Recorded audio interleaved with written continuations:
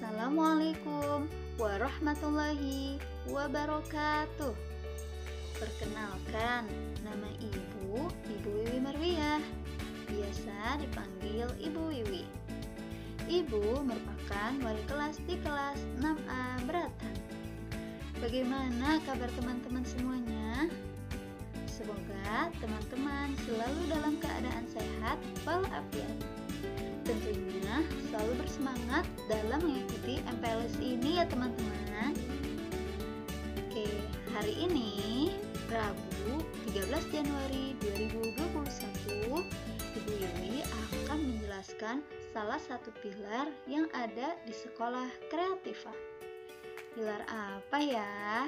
Apakah ada yang sudah tahu? Ya, yaitu pilar green. Teman-teman masih ingat kan, di sekolah Kreativa itu ada salah satu pilar, yaitu pilar green. Apakah teman-teman tahu?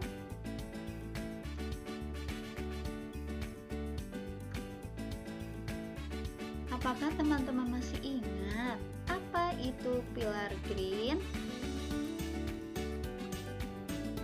Pilar green adalah salah satu pilar yang berkaitan dengan lingkungan, atau pilar yang berkaitan dengan sikap, kebiasaan, dan pembelajaran yang berhubungan dengan lingkungan di sekolah Kreativa.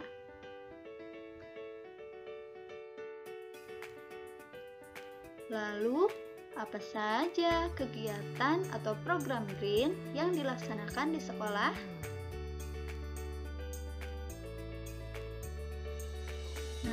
Ada beberapa program green yang dilaksanakan di sekolah Kreativa, yaitu ada ASIK, pemilahan sampah, Lusa Oke, dan Zero Plastik. Nah, kita bahas satu-satu ya. Yang pertama itu ada program ASIK. ASIK, ambil sampah itu keren. Apa ya maksudnya? ASIK merupakan salah satu pembiasaan siswa berinisiatif mengambil sampah di sekitar sekolah dan membuangnya ke tempat sampah. Hal tersebut berkaitan dengan habit 1, yaitu be proaktif. Nah, teman-teman juga dapat melakukan pembiasaan ini dimanapun ya, agar menjadi habit atau kebiasaan yang baik. Yang kedua yaitu pemilahan sampah. Di sekolah Kreativa, pemilahan sampah sangat diperhatikan. Pemilahan sampah dibagi menjadi beberapa jenis. Ketika di sekolah, teman-teman melakukan pemilahan sampah ke dalam 3 jenis, yaitu sampah plastik, sampah kertas, sampah daun. Jadi, teman-teman sebelum membuang sampah harus mengetahui jenis sampah yang akan dibuang, apakah sampah plastik, sampah kertas, atau daun. Nah, adapun selama PJJ atau pembelajaran jarak jauh, teman-teman di rumah memilah sampah dalam 2 jenis, yaitu sampah organik dan sampah anorganik. Sampah organik adalah sampah yang berasal dari sisa makhluk hidup yang mudah terurai secara alami tanpa proses campur tangan manusia untuk dapat terurai. Nah, contohnya apa saja? Seperti sisa sayur, kulit pisang, buah yang busuk, atau seperti daun, kayu, ranting pohon, itu merupakan masuk ke dalam sampah organik. Adapun sampah anorganik adalah sampah yang sudah tidak dipakai lagi dan sulit terurai. Nah, sampah anorganik yang tertimbun di tanah dapat menyebabkan pencemaran tanah karena sampah anorganik tergolong zat yang sulit terurai dan sampah itu akan tertimbun dalam tanah dalam waktu yang lama. Nah, contohnya apa saja? Salah satunya yaitu plastik. Nah, Lalu, bagaimana cara pengolahan sampah yang sudah kita pilah? Nah, salah satu yang dapat kita lakukan untuk mengolah sampah yaitu membuat ekobrik. Apa itu ekobrik? Nah, ekobrik adalah botol PET yang diisi dengan sampah plastik yang bersih dan kering. Sampah plastik di dalam botol harus benar-benar padat agar dapat dimanfaatkan. Nah, untuk membuat ekobrik, alat dan bahannya yaitu sangat sederhana ya. Yang pertama, botol plastik ukuran berapa saja, sesuai yang teman-teman butuhkan. Yang kedua, sampah plastik untuk mengisi. Ketiga, stik kayu kecil atau sumpit untuk memempatkan plastik di dalam botol atau menekan plastik ke dalam botol. Nah, lalu bagaimana cara pembuatannya? Nah, lalu bagaimana cara membuat ekobrik? Cara membuat ekobrik, yang pertama, pastikan botol dan sampah plastik kering dan bersih. Ekobrik dibuat dari plastik yang kering dan bersih untuk mencegah pertumbuhan mikroba dan terbentuknya gas metan di dalamnya.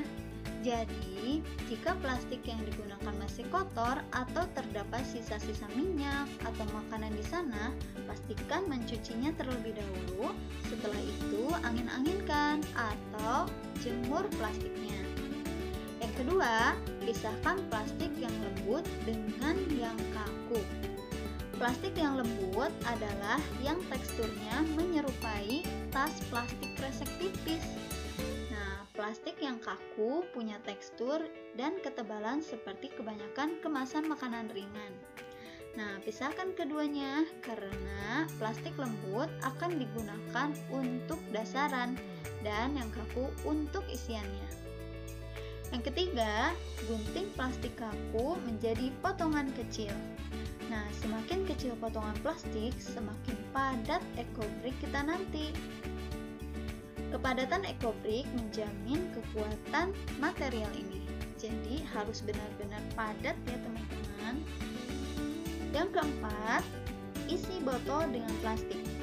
Nah, pada tahap ini kita sudah siap mengisi botol dengan plastik. Taruh plastik yang lembut atau tipis di bagian dasar botol.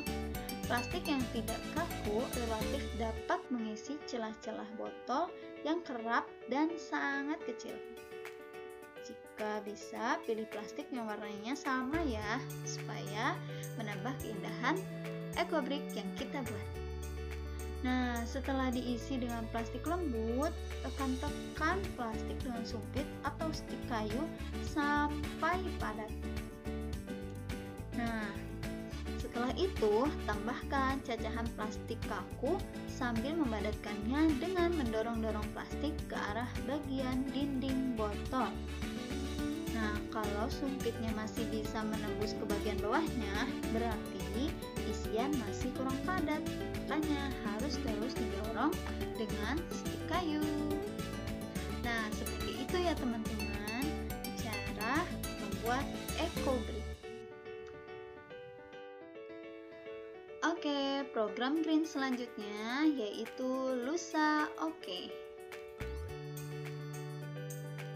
Apakah teman-teman masih ingat apa itu Lusa Oke?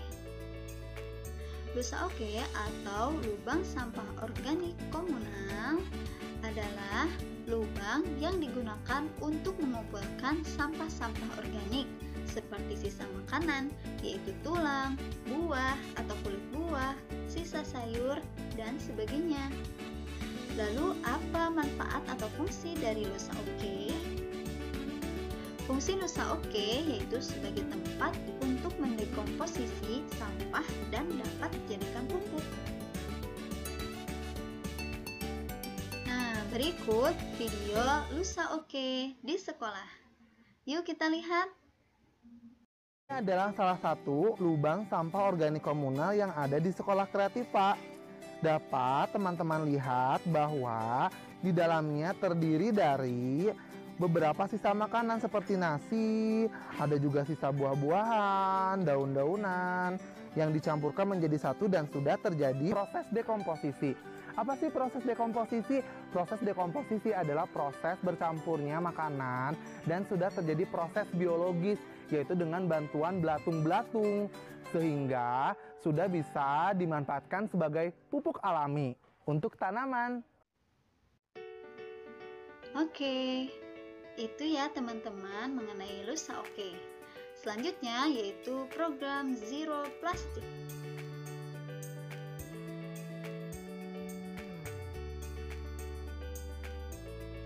Zero Plastic merupakan program pengurangan jumlah sampah plastik di lingkungan sekolah. Nah, cara mengurangi jumlah plastik yaitu dengan membawa tempat makan dan tumbler atau botol minum masing-masing. Apalagi dalam kondisi pandemi seperti ini ya teman-teman.